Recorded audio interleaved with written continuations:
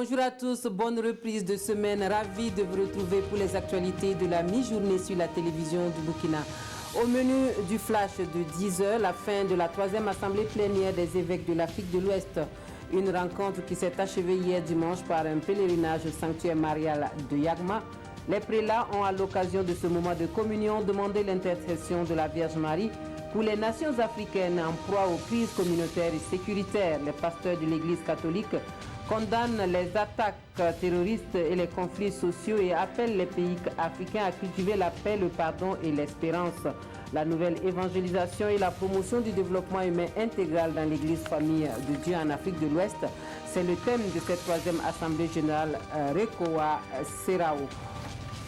Et en ce mois de Ramadan musulman, le maître mot demeure le partage.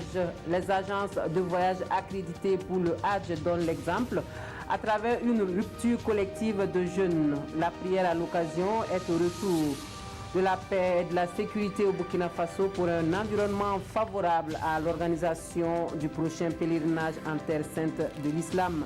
Les spécialistes de voyage rassurent par ailleurs sur la réussite du Hajj 2019. On voit cela dans notre édition complète de la mi-journée.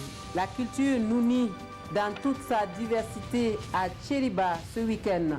Le festival culturel des masques Bansa est à sa 3e édition pour la promotion et la valorisation du masque comme un patrimoine identitaire important dans la société Nouni.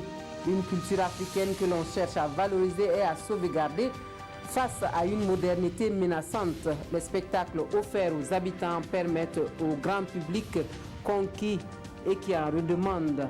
Le point complet de ce rendez-vous culturel à suivre à 13h. Et hors de chez nous, l'Italie qui ouvre ses ports pour autoriser 47 migrants à débarquer sur ses côtes. Les réfugiés étaient à bord d'un navire humanitaire allemand. L'Italie avait accepté un premier débarquement vendredi dernier de 18 enfants, hommes et femmes qui avaient besoin de recevoir des soins.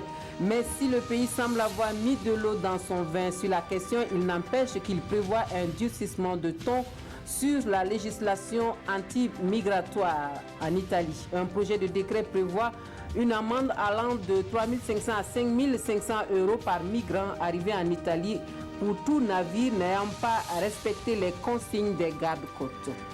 Et puis en France, l'affaire Vincent Lambert qui mobilise et divise l'opinion.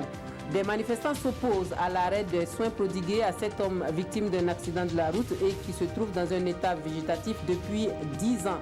Théoriquement, c'est ce lundi que les médecins doivent arrêter les traitements qui maintiennent le malade en vie, mais des recours pour un maintien en vie se multiplient, parmi eux les parents du patient qui défendent le droit à la vie.